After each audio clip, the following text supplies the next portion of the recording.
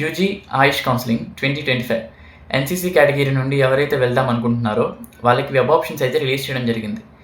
ఈ వెబ్ ఆప్షన్స్‌కి ఎవరెవరు ఎలిజిబుల్ అనేది ఒక మెరిట్ లిస్ట్ అయితే తయారు చేసి ఇస్తారు ఎన్టీఆర్ హెల్త్ యూనివర్సిటీ వాళ్ళు. ఇది మనకి డాక్టర్ ఎన్టీఆర్ హెల్త్ యూనివర్సిటీ అని ఒక వెబ్‌సైట్ ఉంటుంది. ఆ వెబ్‌సైట్ పోర్టల్‌లో మనం చూస్తే ఈజీగా తెలుస్తుంది. ఆ లిస్ట్ అనేది ఒక పేర్లు క్రమంగా ఇవ్వడం జరుగుతుంది. సో, ఈ లిస్ట్‌లో ఎవరి నేమ్స్ అయితే వచ్చాయో వాళ్ళు వెబ్ ఆప్షన్స్‌కి ఎలిజిబుల్.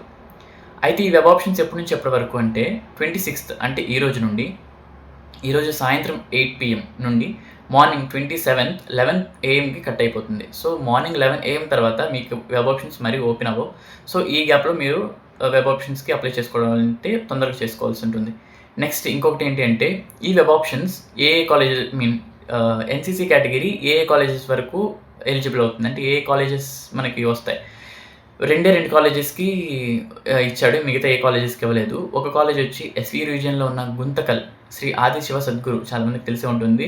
Private college. ఆ కాలేజ్‌కి ఇచ్చాడు. ఇంకొకటి ఏయూ రీజియన్‌లో వచ్చేసరికి Tadepalligudem homeopathy medical college.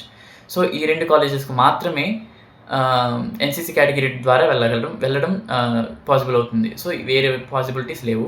NCC కేటగిరీకి మళ్ళీ చెప్తున్నాను ఈ 2 కాలేజెసే ఉన్నాయి. అది కూడా రేపు అంటే 27th 11 AM మార్నింగ్ 11కి కట్ అయిపోతుంది. సో, చూసుకొని జాగ్రత్తగా వెబ్ ఆప్షన్స్ జాగ్రత్తగా వెబ్ ఆప్షన్స్ పెట్టుకుంటారు అని అనుకుంటున్నాను. Thanks for watching this video.